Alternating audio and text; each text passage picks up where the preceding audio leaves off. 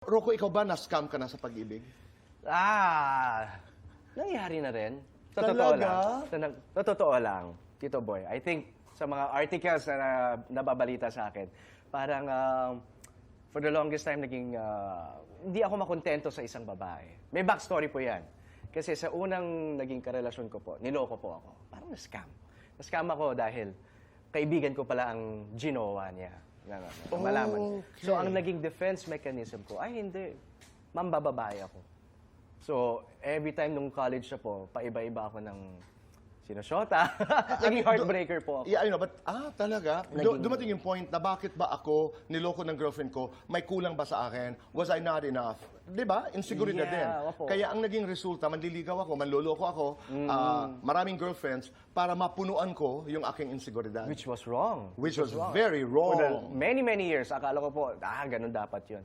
Until I stayed single for the longest time, mga 2 years. Doon ko po natutunan na mahalin ang sarili ko muna. Then, na-appreciate ko, this is how it's like to, really love. Ganun pala Right. yun. And it's easier said than done.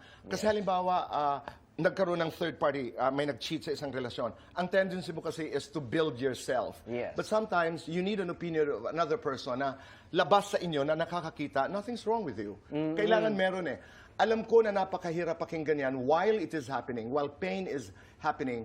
But sometimes, you need a father, you need a sister, a mother to say, hey, slow down. Sadali lang. Hindi ikaw ang problema. Hindi lang ikaw. Tama Meron. po. So It it's happened. important that there is somebody there who bridges that gap for you to understand better. You know, when I was reading the materials about you, you're not just an actor. You're an athlete. Galing, no? You are an entrepreneur, a businessman. You have a master's degree in nursing. Yes, You I are a Philippine Navy reservist. Yes. Ang tanong kasi, Rocco, ang dami mong ginagawa. You're many, which I think is good because we are all many. Pero paano yung balanse? Paano mo nagagawa ang lahat ng ito without having to get lost?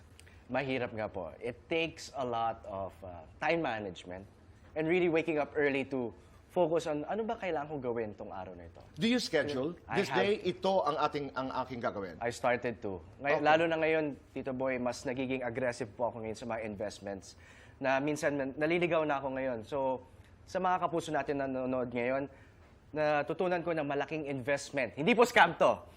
Magandang investment kumuha ng financial advisor. Someone na magtuturo sa inyo. Totally agree. Hindi tama yan. Parang too good to be true. Huwag na yan. Tama yan. Insurance, gawin mo yan.